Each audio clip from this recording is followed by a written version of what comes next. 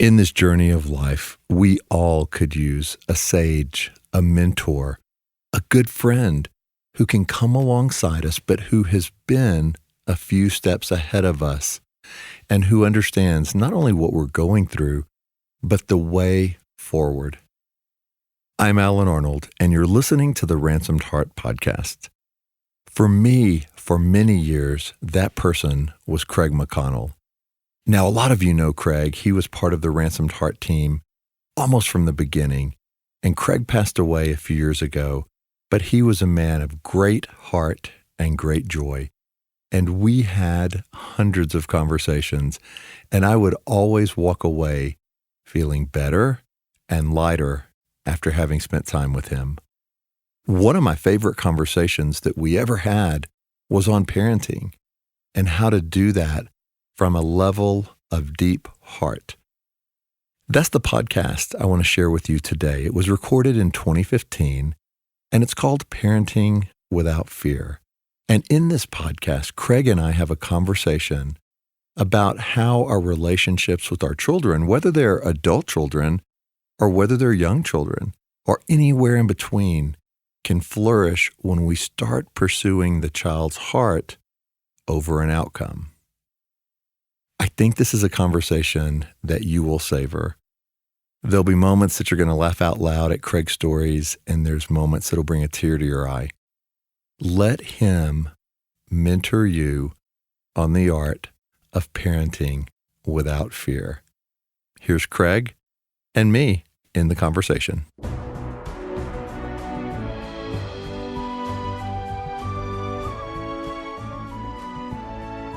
Welcome to the Ransomed Heart podcast. This is Alan Arnold and Craig McConnell. I was talking to a friend just last week, and he was asking me, well, how are things going with your kids? And my answer was, it's going really well. However, there's some areas where there's things I see that would be so beneficial for them if they would just step into, but it's not necessarily their desire right now. They're just not aware of what could be. And so it's not anything they're pursuing. And I can talk to them, but in their age 10 through 15, it just seems like a foreign language to them. So as I was driving away from that conversation, God just said to me, that's right, but as their dad, they don't have to have the desire yet. You, as the head of the house, begin praying for them for things that they don't even know they should desire yet. Mm-hmm. Yeah, I just wanted to ask you, like with your daughters, did you find that true, both as they were growing up in your household and now that they're out of your household? Is that something that you still do? Yeah. Good question, Alan. Let me first start with the confession that, of course, they don't know how to pray or what to pray for. I still don't. I mean, I have some categories, but if nothing else, maturity and time informs our worldview, informs our behavior and how we act and what we count as important and what we desire and yearn and pursue in kids' lives. And this changes as they get older, but there's this always changing role we have as parents of taking great responsibility for their choices when they're very, very young, to giving them both, hopefully, some training and orientation, and then freedom to make choices themselves. And that's a constantly changing kind of environment that the parent fills. And of course, this is the first time you've been a parent. How you're supposed to do this well and right is often a pressure that we feel that just isn't helpful. So, yes, pray for your children, whether they understand it or not. I mean, we begin to pray for our daughters' husbands, for their dating life, for their friendships, for all kinds of things, school choices, that we would be raising them in the way that they should go. well before those things were even on their radar. We just know a whole lot's going to be coming at them.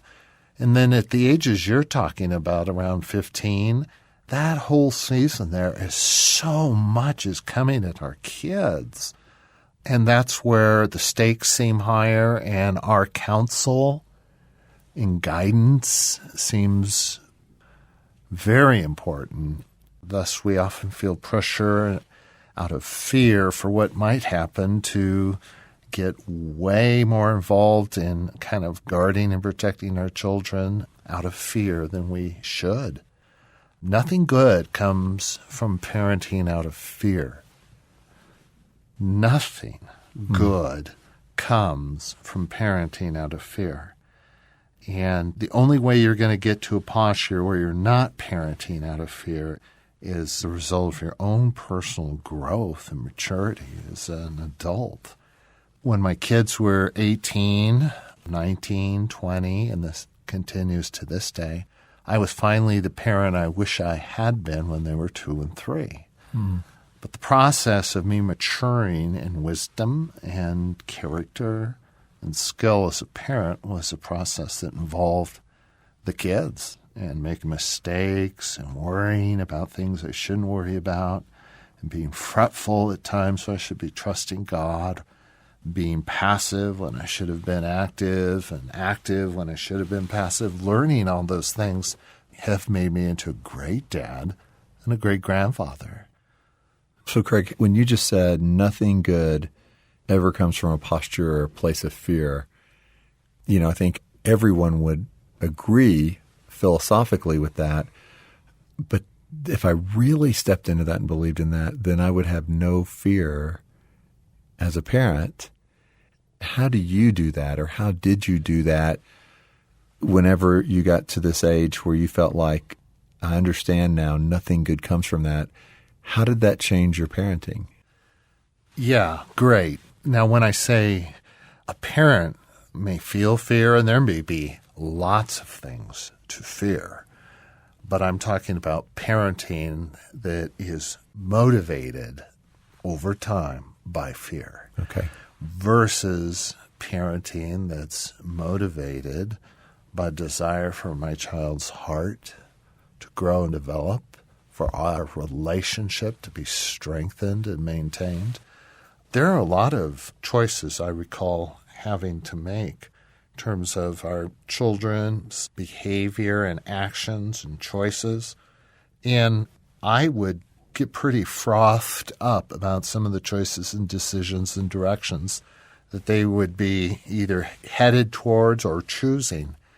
I remember at one point God just very clearly, in my fear, my anxiety, my rage at them because they're not cooperating with what I think is a godly, good, responsible, mature way to develop and for them to turn out and for me to shine as a dad. I remember God coming and saying, Craig, what's more important to you? Your children being compliant or your children being compassionate, free, alive? What's more important, Craig, that you have compliant children or that you have children that love you and are close to you and that you have a lifelong influence with? And parents who are committed to having compliant, moral, doctrinally pure kids, which there's nothing wrong with those yearnings and desires, oftentimes just creating an environment that your child acts out according to your desires as a parent at home, and then shows that other developing side. And during adolescence, so much is going on. Hormones, challenges to authority, friendships and what they mean. There's just so much under the surface going on that what our kids most need is strong, courageous, loving parents, not parents that are panicked, not parents whose goal is compliance out of their own needs. Yeah, it's encouraging to know there's a way to parent that you don't ride the roller coaster of your children's emotions or questions or defiance, but that you're actually the calm in the center of that storm. And I think that's what, as parents, that's what we all want. But man, that's hard sometimes. Oh.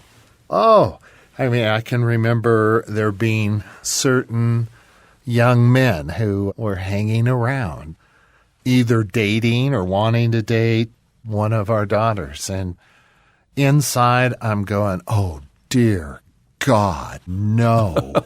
I mean, I didn't realize the Antichrist was disguised with zits, and he was a 16-year-old, and just not wanting my daughter to even be around this guy. And somewhere in there, realizing, okay, I'm going to trust that a whole lot of my intuitions and feelings are right. The fear kind of accentuates there's something going on here, but I want to relate to my daughter in this time as someone who is so for her and so for her deep God-given yearnings that often find foolish expression in their youth. And I want to love and support and speak strongly, courageously into her life. And I need time with God to do that, to get oriented. And then to share those concerns with her as a father whose validation as a father doesn't need her to make the decision I want her to. Now, she was at an age where more and more of her decisions were hers to make. At an earlier age, we had more control over some of those decisions. But honey, here's my concerns. Here's what I think. And there's been an awful lot over the years that backed this up, stories and so on and so forth. So, Craig, will you share the story that you told me a while back about one of your daughters just in the thought process of she's old enough now to make her own decisions and you wanted purity for her, but then will you share that story about what God revealed to you? One of the high points, should I say, of parenting a teenager in Southern California was I remember when my daughter got voted best body. Whoa. Every dad doesn't want to hear. Cutest smile. Right. Not most likely to succeed. Most spiritual. And, you know, that stirs up like, oh, my gosh, I want moral and sexual choices and decisions and development to just be made by her.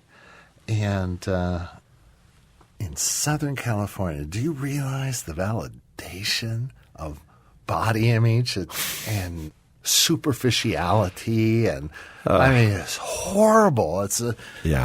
On one hand, it's a validation that every girl would want. And I'll never forget graduation night. Kids were coming in, and the first group of kids all had ribbons and things around their neck. And I wasn't sure what they were. And then a group that Megan was in came in, and they didn't have the ribbons. And I said, hey, how come Megan's not wearing the ribbon? And Lori says, oh, honey, those were for scholastic honors. And I said, well, she got best body. She'd go farther than most of those people. So I was uptight. I remember just pacing the kitchen floor, entryway floor, writing in my journal as one of my daughters was consistently way past curfew. And I was writing that her lack of respect and obedience to me was a violation of creation that she would certainly feel the weight of later in life, and that she would regret the horrific pain she caused me as a worrying father. And God caught me. He just snagged me. Said to me, Craig, what's more important, your child's morality and choices, or your relationship with her over time? Wow. because I was on the verge of losing my daughter over her moral choices or what she might choose. And God just captured me with the thought that, you know what, as her father, I want a lifelong influence, a lifelong relationship. I know this stage feels critical, but actually there's going to be many, many more critical moments in her life. And I want to be there for all of them. What kind of dad can offer counsel, strength, courage, resolve, direction, clarity over a lifetime? That's what the kind of dad I wanted to be. And it just diffused okay, that's more the goal. It's not her morality per se, just by itself. It's her heart and our relationship over time. I'm going for the long game, not the short game. And that's been one of the big lessons I learned as a dad. That is so good. Thank you for sharing that, Craig. That gives me, as you're talking, a sense of peace rather than fear as I think about what is my role as a father? What is the long game versus the short game? And, can I say there, Alan, without posing, my daughters now are in their early 30s, and we have such a good relationship. I am so proud and so happy, and I am so enjoying my girls and the relationship that we have. And it's everything I could ever hope or want it to be. Well, and Craig, when you say that, boy, that's comforting to know because it does put things in perspective. And also, when I tell you things as a dad of younger children and I watch your expression, even that's comforting because you have this twinkle in your eye and this look like, yeah, it's going to be fine. What you're describing is real, but it's not something that's going to change the course of that child's destiny over the course of 15 years. I think even if we can invite people into, find parents who have older kids and ask them about some of the things that you're so stressed about right now or that seem so huge and overwhelming because you're so close to it now. It'll help if somebody says, yeah, my son is 30. Let me tell you about that then and this now. Yeah. And I always said, now believe, that I don't think you should evaluate yourself as a parent until your children are at least 30, maybe 40. Then it might be encouraging to evaluate yourself, but give yourself grace.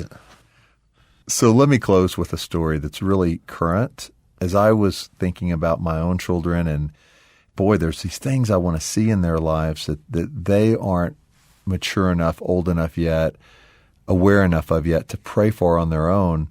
God, I just want to take this to you. And so I was in a time of worship last Sunday praying over my children, and God gave me this incredible vision, this image as my eyes were closed, and it was me as their dad, and all of my children were standing right there, and my wife was right there. I would reach up and on like the forehead and the heart of each child, just put my palm there, and I could see blood, like the blood of Christ, and it would be on their forehead and on their heart, and I would look into each of my children's eyes, and I could see their expression, and it was one of peace and one of welcoming me as their dad to do this over one of my children who had heard some things from another one of his brothers or sisters that was hurtful. I actually touched his ears and just included a prayer of God, just purify what he hears, how he hears things. The other child, it was what they see, and it was they'd close their eyes and I'd put my palm over their eyes and blood would be right there. And I did that with each child, just took the luxury of time and then did that with my wife. Then in this vision image, from there, we all held hands and just kind of jumped or leapt into this ocean and went down into the water. The blood washed off, And then we all broke the surface of the water and were laughing, and there was joy. And as if God said, keep coming to this place with me. Keep coming as their Father. Take them into the place that they don't even know how to go yet. Cover them in my love. Cover them in my blood. And you keep doing that, whatever age they are, because that's what changes their hearts. And as a father, that's a role I've been invited into. I think we've all been invited into. Just very life-giving to see that. I don't know if that was 2 minutes or 10 minutes my head was bowed, but when he gave me that image, it felt like a place he was inviting me into regularly to cover them in the blood of Christ and to pray into them the desires that God has for their hearts. So that's pretty cool, because that's not a place of fear either. That's a place of total security and trust and authority in the kingdom that we have. There's so much more we could say here about, warfare on your children's behalf, and look more specifically at all the developmental things they're facing and going through. But a key one is don't parent out of fear, and just know that God is using our children to raise up and make us into men and women, moms and dads that will forever and always have an influence on our kids and just bring great glory to God through their lives. That's awesome. You've been listening to the Ransomed Heart Podcast with Craig McConnell and Alan Arnold, and we will see you next week.